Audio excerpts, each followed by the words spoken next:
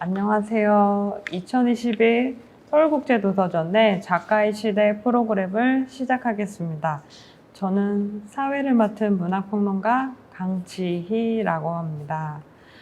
오늘은 한국의 한강 작가님과 맥스 포터 작가님을 모시고 이야기를 나눠보도록 하겠습니다. 지금 스튜디오에는 한강 작가님이 함께 해주고 계시고요.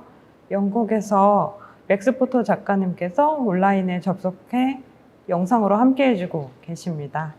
네, 작가님들 안녕하세요. 네, 맥스 포터 작가님은 한강 작가님의 작품 채식주의자가 영국에서 출판될 당시에 그란타 출판사의 편집자로 인연을 맺으신 바 있습니다.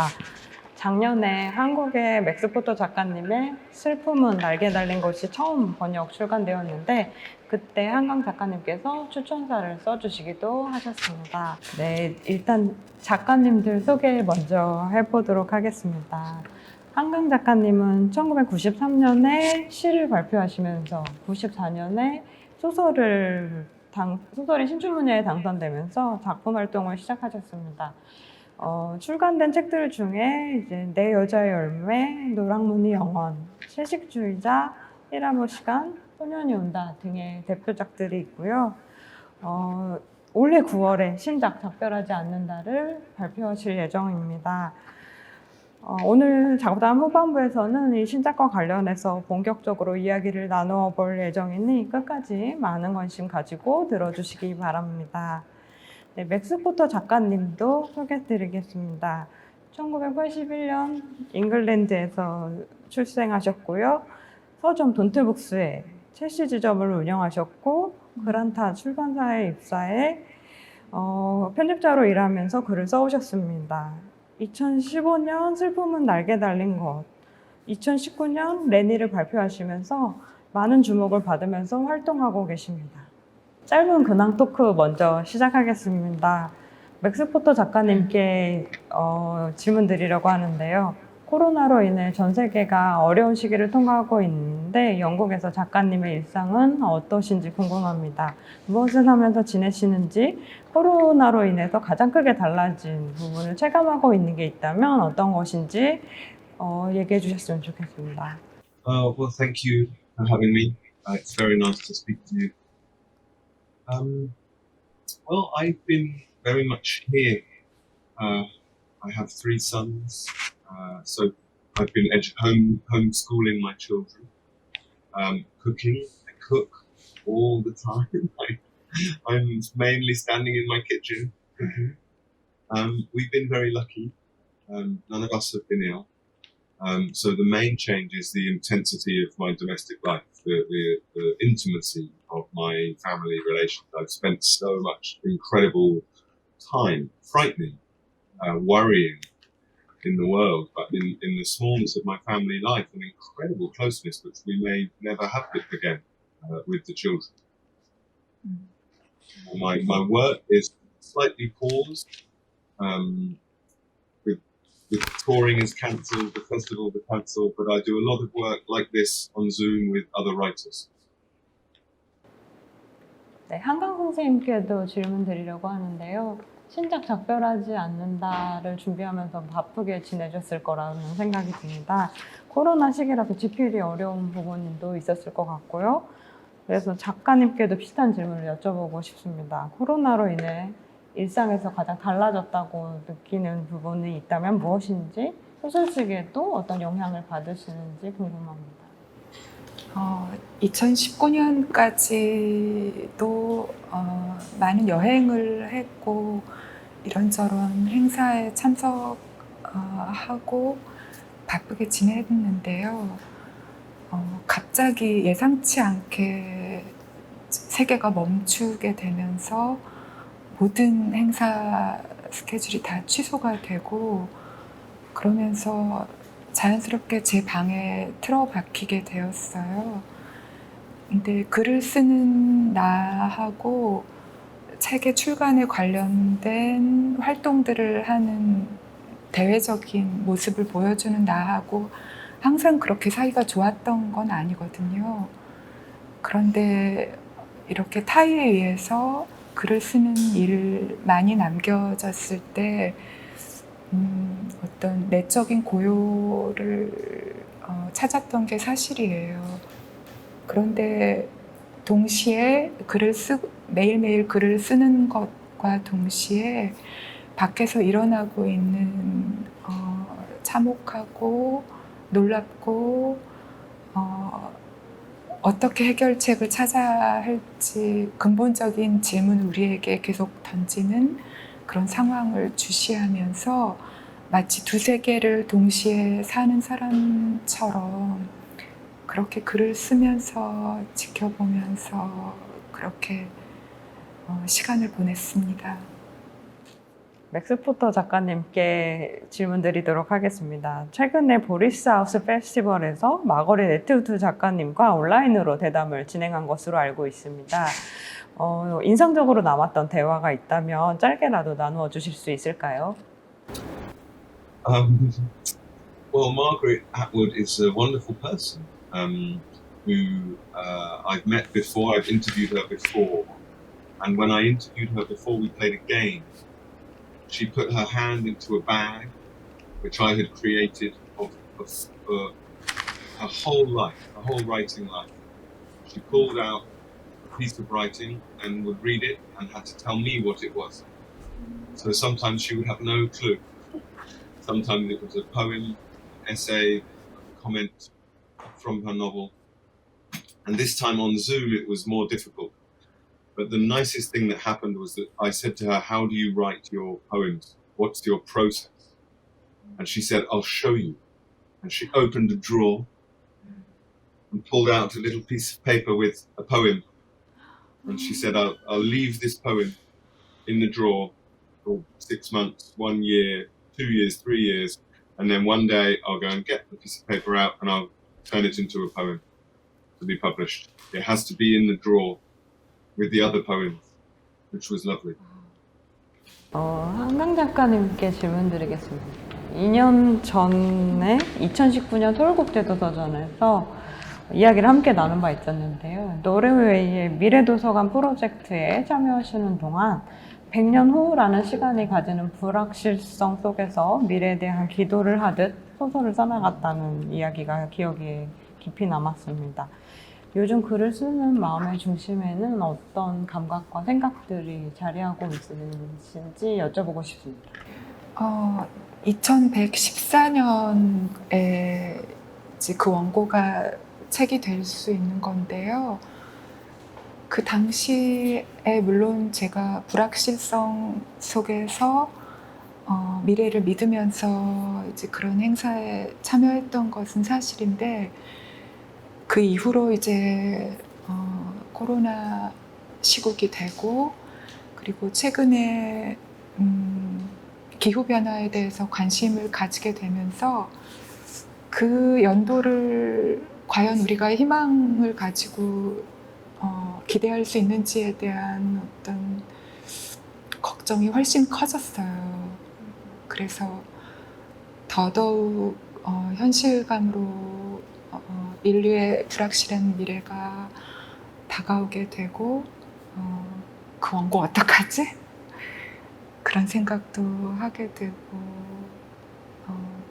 훨씬 더 미래가 저에게 그 원고의 불확실성으로 인해서 미래가 훨씬 더 절박하게 저에게 다가오고 있어요. 네, 그러면 대담에 본격적으로 들어가서 이야기를 나눠보도록 하겠습니다. 맥스 포터 작가님의 슬픔은 날개 달린 것은 사랑하는 아내를 잃은 남편과 엄마를 잃은 두 아이가 상실의 슬픔을 서서히 통과해 나가는 이야기입니다. 작년 봄에 한국에서 번역 출간되었고요. 이 책에 한강 선생님께서 이런 추천사를 써주셨어요. 가장 사랑하는 사람을 잃은 자들의 비통한 나날이 거대한 까마귀의 깃털을 달고 전진한다. 이상한 온기와 아름다움을 지닌 책이다. 이 작품을 읽고 인상적이셨던 점이나 지금 다시 새롭게 생각하게 되는 점이 있다면 조금 더 구체적으로 전해 듣고 싶습니다. 제가 맥스 포터 씨를 처음 만난 것은 2014년이었고요. 그때는 아직 이 책이 출간되기 전이었어요. 그리고 그 책이 이제 영국에서 출간된 다음에 저에게 선물을 해주었죠. 그래서 그 당시에 제가 읽었던 기억이 나고 그때도 아주 아름다운 책이라고 생각을 했었어요. 그런데 번역본을 읽으니까 2019년 12월에 그 번역본을 읽었는데 굉장히 생생하게 다가오더라고요. 그 이유를 생각해 봤는데 물론 제가 모국어에 훨씬 더 강하게 반응하는 사람이기 때문이기도 하겠지만 그 몇 년 사이에 저라는 사람이 좀 더 풍부한 인간이 되어서 그래서 더 그 책이 강렬하게 다가왔던 것 같아요.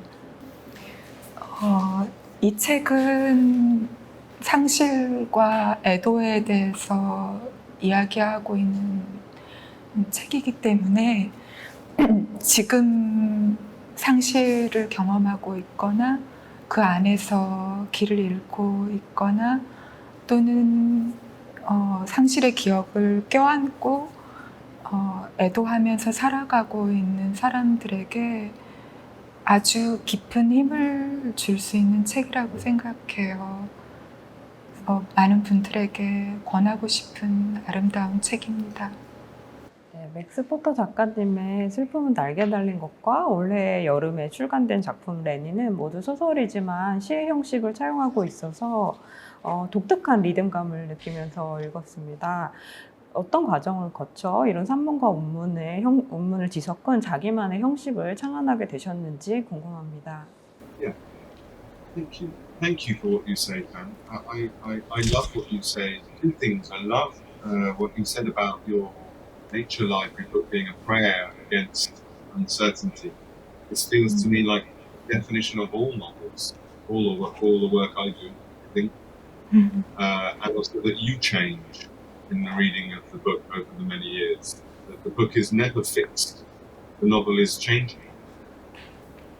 But the question you asked about the form, I think it's the same perhaps with Foucault. We have these tools available to us: poetry, prose, children's books, essay, humor, honesty, all these things, human tools and language tools. And for each project, you find the tools that will work for this specific language machine and for the thing you want to say. And for me, ultimately, musicality in the line helps generate feeling between myself and the reader. I want to generate a collaborative energy. That's why I write the way I write. 슬픔은 날개에 달린 것은 아이들과 아빠와 까마귀의 교차 서술로 이루어진 작품입니다. 이 각각의 관점을 서술하실 때 중점을 두었던 요소가 달랐을 것 같은데 어떤 차이와 효과를 생각하셨는지 여쭤보고 싶습니다.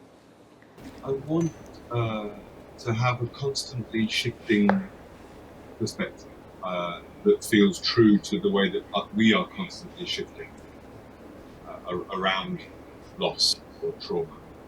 The human being is never defined or fixed. So the children are the sibling relationship.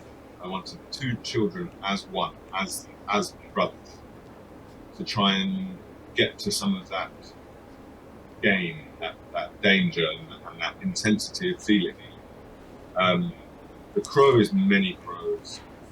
All crows is a device, a joke, an homage, a love letter, a myth. And the dad is defined in relation to these other things. And all of them move and change and shift in relation to the central absence, which is her, the mother, who is gone. So her absence defines the love and the language of who they become and who they perform.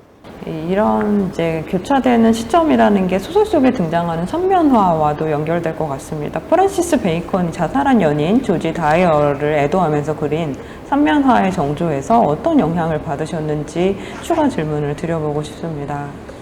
Well, I am obsessed with the number 3.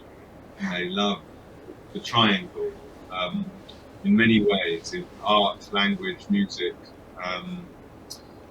the triptych 1, 2, 3, the sequence, Trinity. I find it fascinating as a literary form.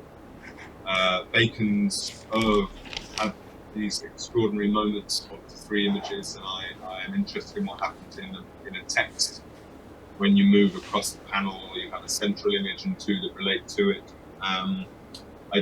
It's an obsession I share with Francis Bacon, so I wanted to use it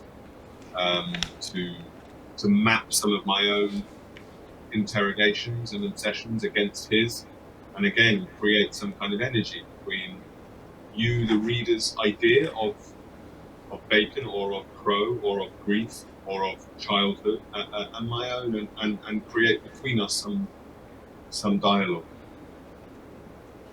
네, 이번엔 한강 작가님께 연결해서 추가 질문 드려보려고 하는데요. 오늘 이따가 본격적으로 이야기를 나눌 신작 장편 작별하지 않는다에서도 인선이라는 인물이 자기가 만든 다큐멘터리에 대해서 이제 삼면화라고 이제 명명을 하기도 합니다. 그래서 이제 작가님께서 삼면화를 떠올리셨던 맥락은 어떤 것인지 궁금합니다.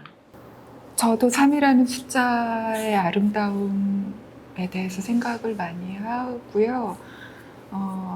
제가 쓴 소설들이 전부 다 3부작은 아니지만 채식주의자나 흰이나 작별하지 않는다, 그리고 원래는 이제 작별하지 않는다가 눈에 대한 3부작의 마지막 부분이 될 거였거든요. 그런데 이 소설이 아주 길어지면서 독자적인 장편 소설이 되었는데요. 그렇게 따지면 이제 앞으로 제가 한 편 눈에 대한 소설을 더 써서 눈 3부작을 또 쓰게 될 거예요. 그래서 저 역시 3이라는 숫자의 아름다움에 매료된 사람이라고 말할 수 있겠습니다. 그래서 이 제 소설 속에 인선이라는 인물이 이제 다큐멘터리스트인데 3부작을 만든 사람이죠. 슬픔은 날개 달린 것에 나오는 까마귀 캐릭터가 테드 휴스의 시집에서 착안한 것이라고 알고 있습니다. 이 까마귀 캐릭터가 가진 성격이 무척 흥미로웠는데요. 용맹하고 다정하게 가족을 수호하고 위안을 주면서도 인간 너머의 존재가 지닌 무정함이라던가 괴팍한 폭력성 같은 것도 함께 느껴졌기 때문입니다.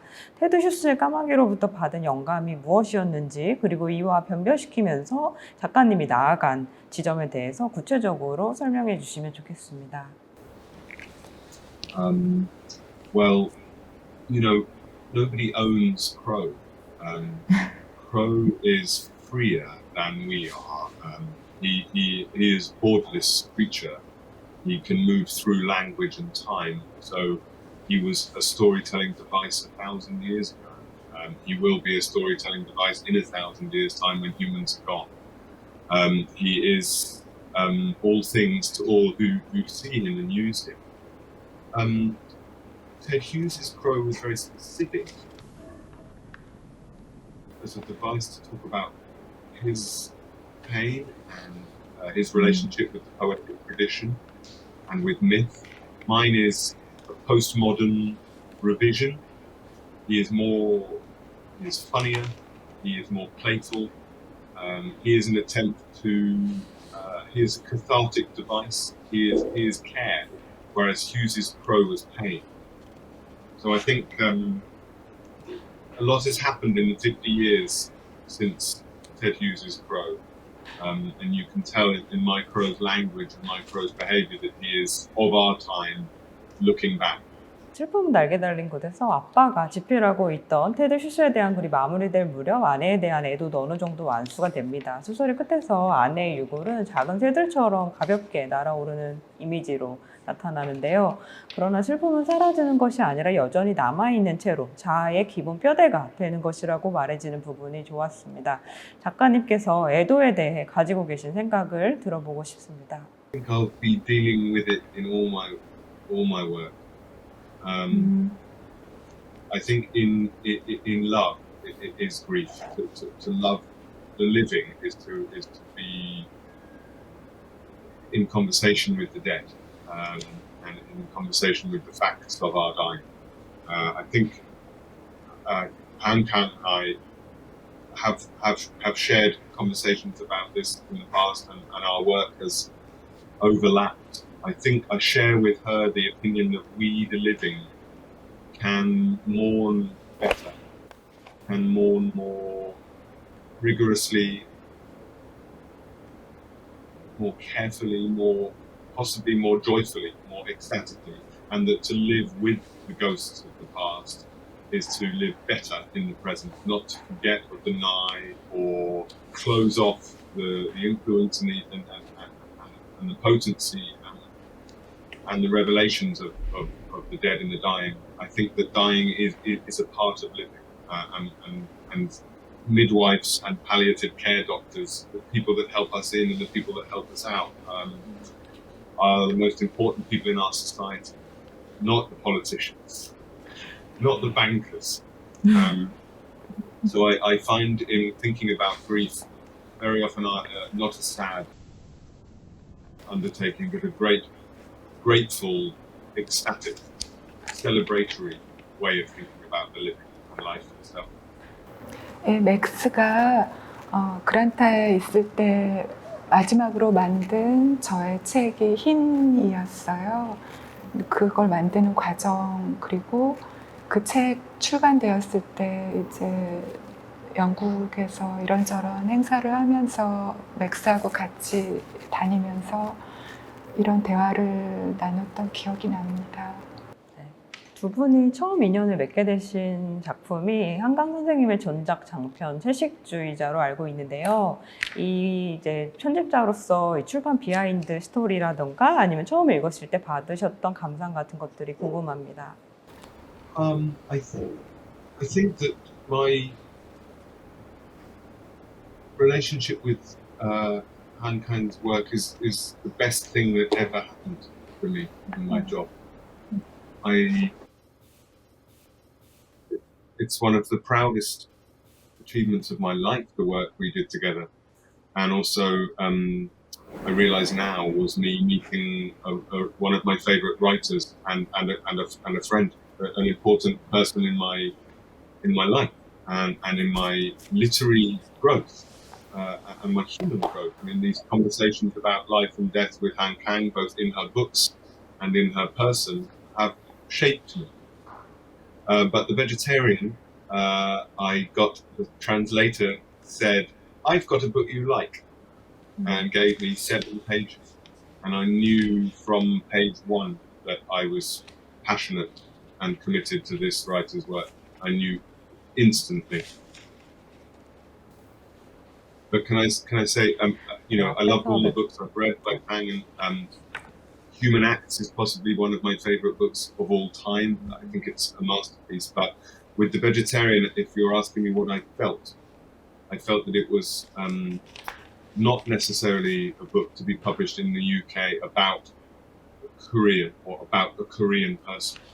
I felt it was a universal story of womanhood and identity and trauma and resistance and metamorphosis and human suffering. I felt it had the power of a fairy tale, the power of a fable or a myth, with the specificity of a radical, honestly, a radical feminist marker in the history of literary expression. That's what I felt and feel today. 앞에서 맥스포터 작가님과 애도에 대한 이야기를 나누었던 연장선상에서 한강 작가님의 장편 소년이 온다에 대해서 이야기해 볼 수 있을 것 같습니다. 이 소설은 5.18 광주 민주화 운동을 다루고 있는데요. 1장에서 동호가 혼들을 위해 초를 밝히는 장면에서 시작해 마지막 에필로그에서 동호의 무덤 앞에 밝혀진 초를 응시하면서 마무리가 됩니다. 참혹한 역사가 애도되기 위해 필요한 것이 이런 빛의 이미지라고 생각하시는 것처럼 보이기도 했는데요. 소설 안에서 이 빛의 이미지에 대해서 더 말씀해 주셔도 좋고, 아니면 삶에서 이 빛을 향해 나아가는 힘은 어디에서 온다고 생각하시는지 말씀해 주셔도 좋을 것 같습니다. 소년이 온다를 쓸 때 제가 제일 처음 생각했던 게 소설의 양 끝에 촛불을 밝히자는 거였어요. 그리고 그 양쪽에 밝혀진 촛불 사이에서도 이 소설이 계속해서 빛을 향해서 조금씩 기어서 나아가게 되는데요.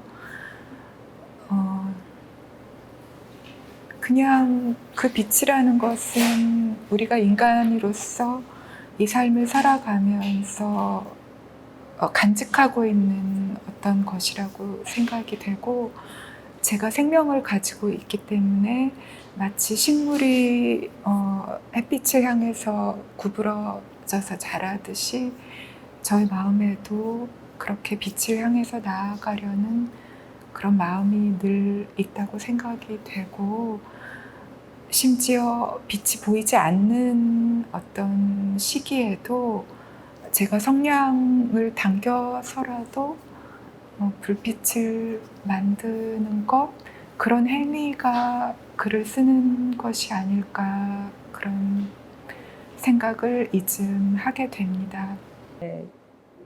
이제는 신작에 대해서 본격적으로 더 이야기를 나눠보면 좋겠는데요.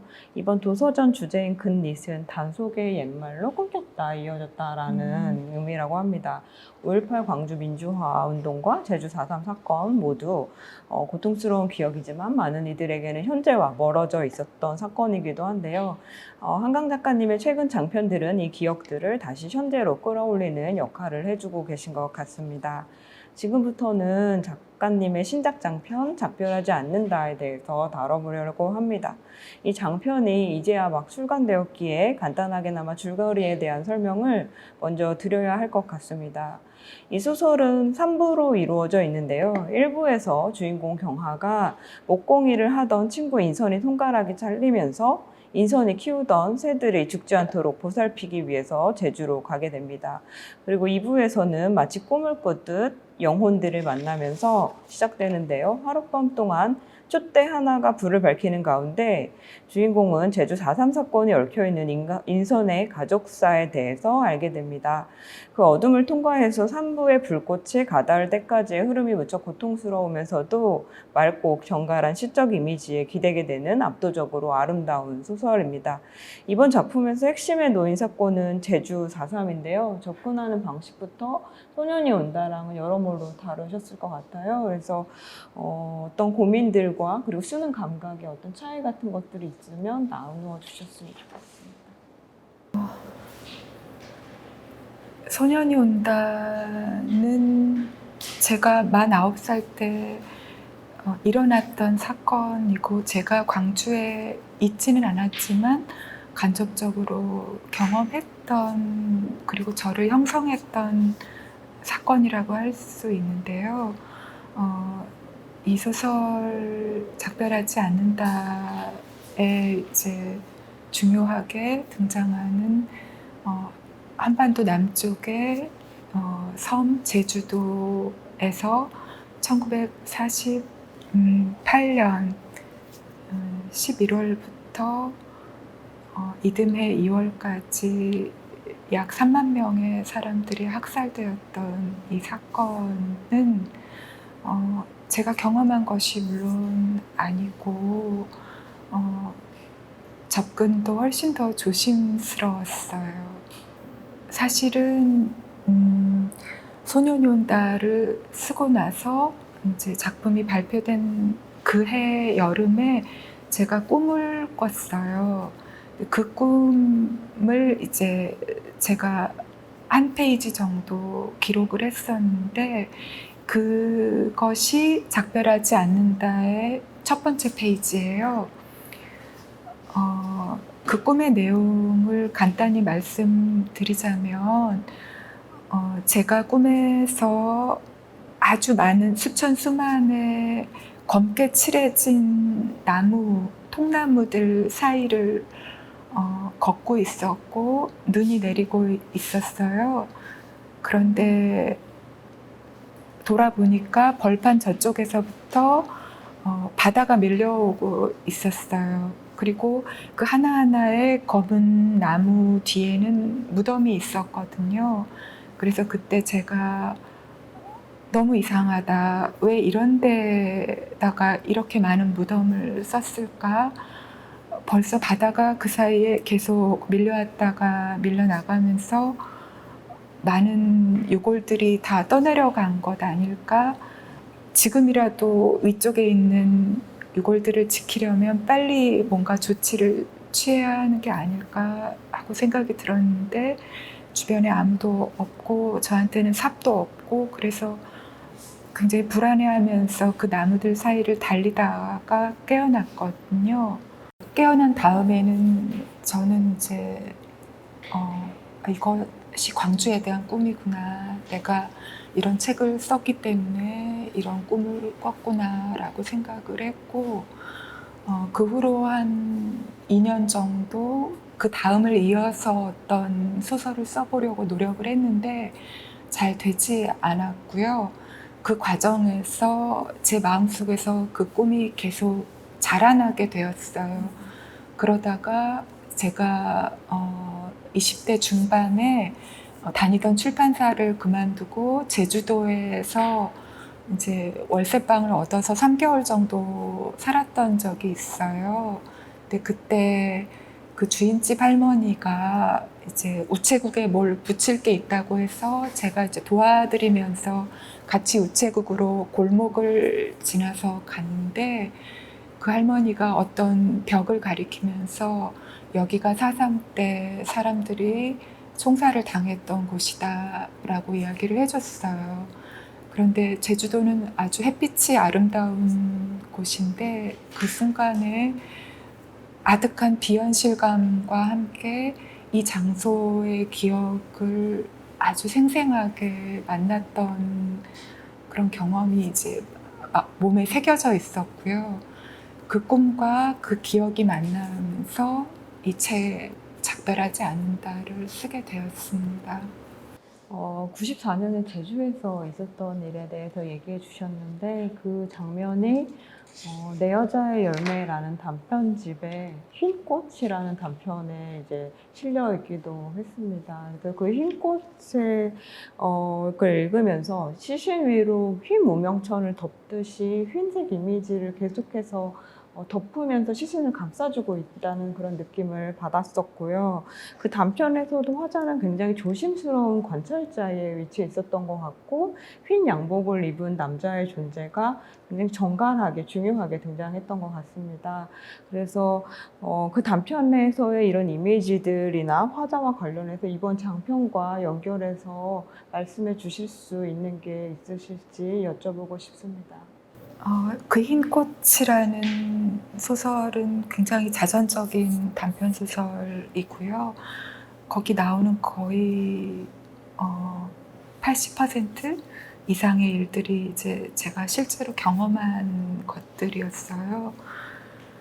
그리고 어떻게 보면 이제 지금 이 질문을 듣고 나니까 이 작별하지 않는다가 흰이라는 책하고도 연결이 되어 있다는 생각이 들고 그리고 소년이 온다에서 그 소년 동호가 상무관의 시신들 위로 하얀 천을 계속 덮어주는 그런 장면과도 이어져 있다는 생각이 듭니다. 이번 소설의 구성을 보면 1부 새, 2부 밤, 3부 불꽃으로 이루어져 있는데요. 2부에서 혼들이 찾아오는 밤의 시간을 열어주기까지 1부의 새가 무척 중요한 상징으로 등장한다는 생각이 들었습니다. 이렇게 3부작을 구성하게 된 맥락이 있다면 무엇일까요? 이 소설에서 새는 어떻게든지 구하고 싶고 살리고 싶은 그런 어떤 것, 너무나 소중한 것, 우리에게 소중한 것, 그런 것을 이제 새에 담고 싶었던 것이고요. 그리고 이 3부에서 첫 번째 파트가 새인데 새를 구하기 위해서 서울에서부터 제주도로 가서 폭설 속에서 인선의 외딴 집까지 가는 그 과정을 이제 횡으로 보여주고 있고요. 두 번째 파트인 밤에서는 이제 그렇게 도착한 그 집에서 아래로, 끝없이 아래로, 밤의 아래로, 어떻게 보면 역사 아래로 또는 인간성 아래로 그렇게 끝없이 내려가게 됩니다. 그리고 세 번째 파트 불꽃에서는 이제 그 지점, 그 내려간 지점에서 이제 불꽃을 밝히게 되는 것이죠. 소년이 온다를 읽으면서 광주에서 싸웠던 이들이 희생자가 아니라 존엄을 지키기 위해서 움직였던 행위자라는 생각이 들었었는데요. 이번 작별하지 않는다에서 그런 의지를 보여주는 인물은 인선의 어머니 정심인 것 같다고 생각했습니다. 4.3에 대한 많은 자료를 참조하시면서 인선의 가족 사를 그려냈을 때 어떤 점을 가장 신경 쓰셨는지, 그리고 결국에 직면하고 써야만 했던 것들, 혹은 끝내 쓰지 못했던 것들은 무엇인지 여쭤보고 싶습니다. 이 소설은 마치 이 내레이터인 경화가 주인공인 것처럼 시작했다가 그 다음에 인선이 마치 주인공처럼 보이게 되고 최종적으로 이 소설을 덮고 나면 인선의 어머니인 정심이 주인공이 되는 그런 구조를 생각했어요. 그리고 저는 이 정심이라는 사람을 통해서 사랑에 대해서 보여주고 싶었어요. 그리고 저는 이 소설이 사랑에 대한 소설이라고 생각합니다. 지극한 사랑에 대한 소설이라고 생각하고요. 이 소설을 다 읽은 사람들이 이 소설에는 이런 사랑이 있구나. 그 사랑의 감각을 느끼고 그 사랑의 감정을 느끼고 생각할 수 있다면 그게 저에게는 가장 다행한 일일 것 같습니다. 이 작품에서 인선의 이전 다큐멘터리 작업이 베트남 전쟁에서 한국군 성폭력 생존자들을 담고 있습니다. 소설은 제주뿐만 아니라 동아시아에 있었던 비극적 학살의 역사를 상기시켜주고 있는데요. 이런 역사들을 두루 넣으셔야 했을 때 어떤 고민들이 있으셨을 것 같습니다. 이런 고민은 소년이 온다를 쓸 때에도 이런 폭력이 얼마나 보편적인 것인가에 대한 이제 질문을 썼었거든요. 인선이 지금 동아시아에서 일어났던 여러 폭력들을 다루고 있긴 한데요. 반드시 저의 관심사가 동아시아에 한정된 것은 아니고 인선이 제주에서의 일과 베트남 또는 일본의 군국주의 침략과 학살 그런 것들을 이제 함께 끌어안으면서 그런 다큐멘터리스트로서의 작업을 했던 것을 이제 그리게 되었습니다. 네, 마지막 질문인데요. 작별하지 않는다는 본래 눈 3부작 마지막 편으로 기획된 것으로 알고 있습니다. 소설에서 눈은 차갑고 가볍고 하지만 무엇보다도 연하고 부드러운 것으로 나타나고 있습니다. 소설을 읽어나가는 동안에 눈이 작고 연약한 새와 겹쳐지고 이후에는 또 꺼질 것만 같은 가녀린 불꽃으로 느껴지기도 했는데요. 이번 소설에서 눈을 통해서 도달하고자 하신 지점을, 이 이미지를 통해서 도달하고자 하신 지점을 설명해 주시면 좋겠습니다. 네, 이 소설에는 새, 생명, 빛, 그런 것들의 이미지들의 축이 있고요. 어둠, 죽음, 밤,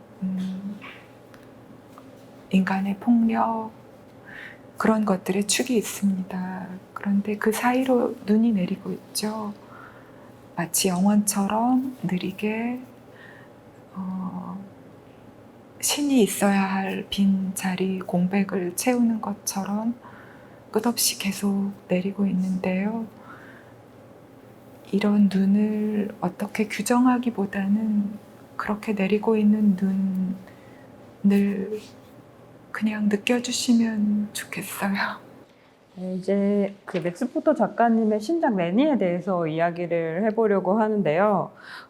이 소설은 한 소년의 실종이 작은 시골 마을에 몰고 온 갈등과 혼란을 신화적이고 전설적인 요소를 곁들여서 아름답고 환상적으로 그려내고 있습니다. 부커상과 웨인 라이트상 후보에도 오르면서 많은 주목을 받았다고 들었는데요. 첫 번째 소설이 번역 출간되었을 때와는 다른 감정이셨을 것 같기도 합니다. 소감과 함께 번역 과정에서 손실되지 않기를 바라며 좀 더 신경 쓰였던 요소가 있다면 어떤 것이었는지 여쭤보고 싶습니다. Well, you just have to trust the translators, and I do. I love to trust. It's a very specifically English book, but I hope that its themes are universal. And I think that as a writer, you have to get the specifics right in the world you're writing about, and hope that it will travel. You know, Human Act is about crime and Jew, but it's about human beings. And pain is a universal thing, and memorial is a universal instinct. So I hope the story is understood. There are some things. There is a lot of slang and colloquialism and English idiom overheard on the breeze. The reader is encouraged to listen to ordinary talking about the pub and sport and gossip and farming and children's TV, and that just floats. And I don't mind if the reader doesn't hear every bit of that, because it's just a sound blanket. 레니에 나오는 데드 파파 투스워트는 슬픔에 날개 달린 것에 나오는 까마귀처럼 신화나 설화에서 질서를 교란하거나 규범을 파괴하는 역할로 등장하는 트릭스터로 다가왔습니다. 그에게 특히나 중요한 것은 청각적 감각으로 보이는데요. 이 캐릭터를 통해서 보여주려고 하신 바에 대해 듣고 싶습니다. I wanted to animate a myth and give a myth agency in the game of the novel. I wanted a character who has been watching human beings like Crow for thousands of years and has some truths to share about the behavior of human beings, especially in crisis. So they're both observers, but they also both.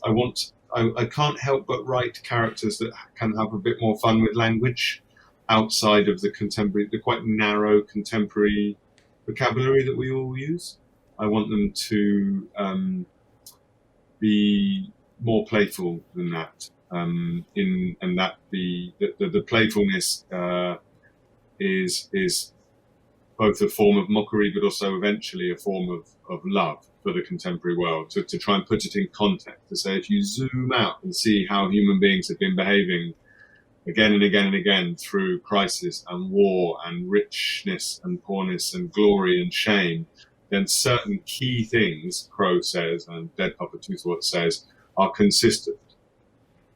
Honesty, empathy, patience, compassion, agony, grief, etc. These are the universal things, and sometimes it takes a mythic character to show these things on the stage of the page.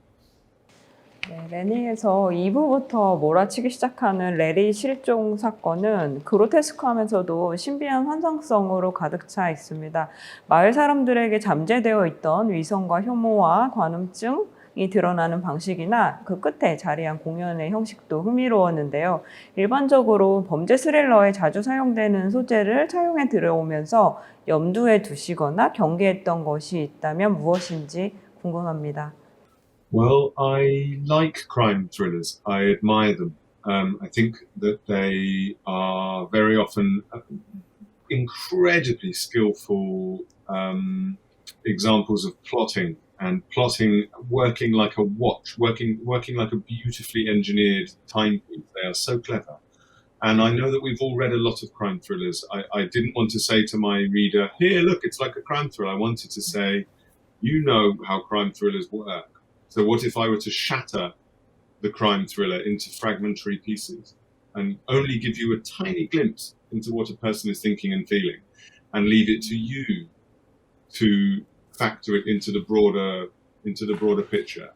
And I wanted to perhaps, we all know the cliches of the tired policeman or the anxious villager or the gossip, all these things. I want to take these characters and give you a little, possibly slightly surprising or possibly just underneath the surface insight into how they're feeling, and then break that up into a sort of collage of voices that all add to this sense of what the story, asking you, the reader, to say, what is the missing child narrative?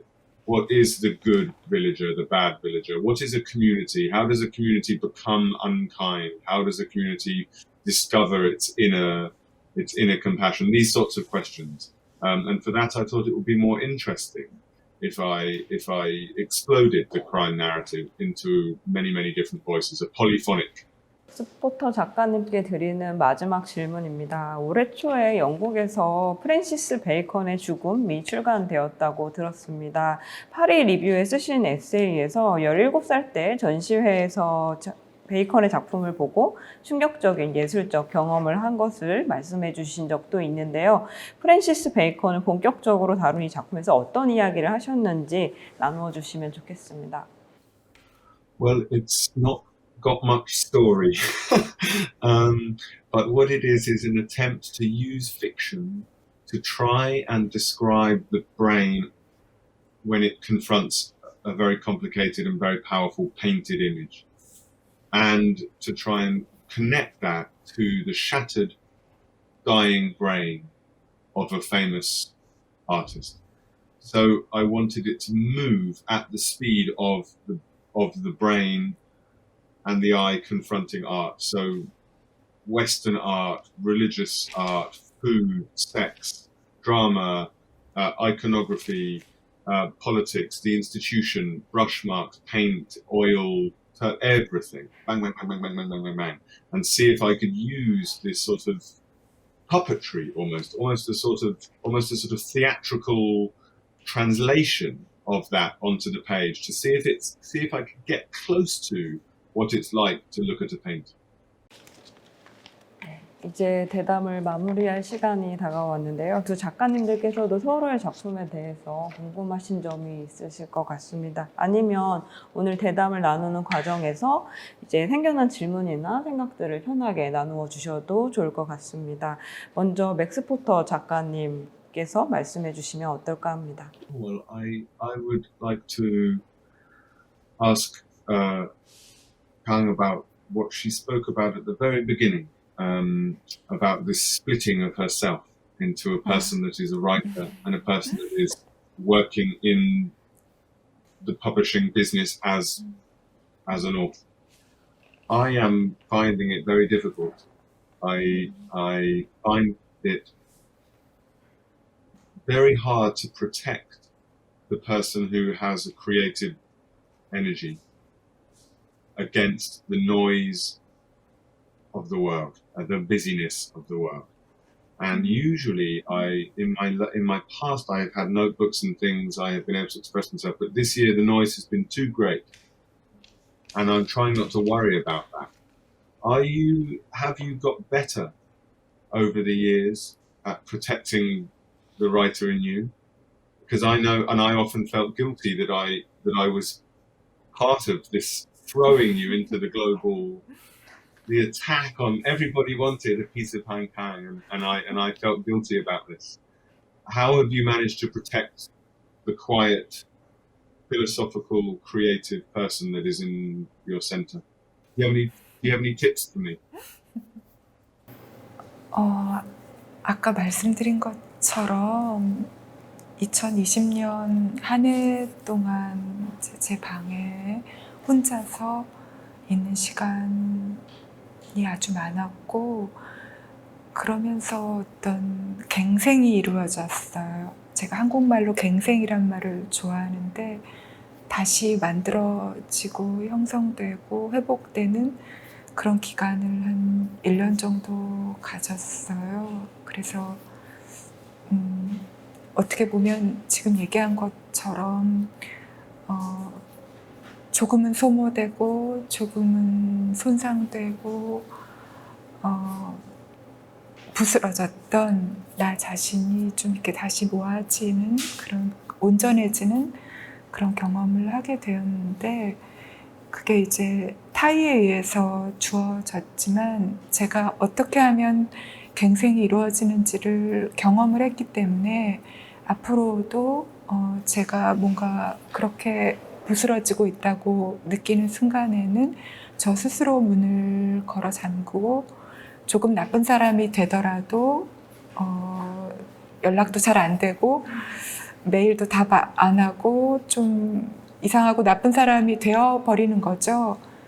그게 유일한 팁일 것 같아요. 도움이 되기를 부디 바랍니다. 네. 한강 작가님께서도 맥스포터 작가님께 질문이나 이제 작품에 대해서 나누고 싶은 이야기 있으면 전해주시기 바랍니다.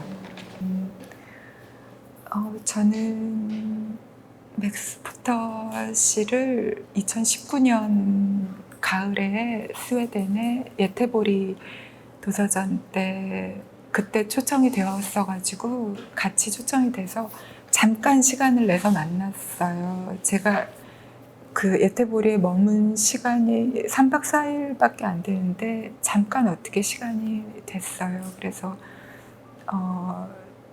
맥스가 되게 아름다운 연못가로 이제 같이 산책을 가자고 해서 이런저런 이야기를 나눴던 기억이 남아 있어요.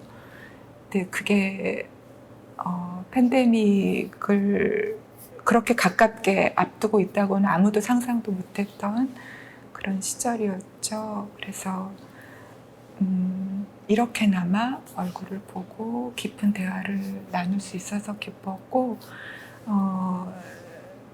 베이컨에 대해서 쓴 그 소설 너무나 궁금하고 읽어보고 싶어서 한국에서 빨리 번역되어서 출간되면 좋겠습니다. 제가 제일 먼저 읽을 거예요. 네, 오늘 두 작가님들과 함께하는 시간은 이것으로 마치겠습니다. 긴 시간 말씀 나누어 주신 작가님들 그리고 이 영상을 시청해 주신 여러분들 모두 고생 많으셨습니다. 감사합니다. 감사합니다. Thank you so much for having me.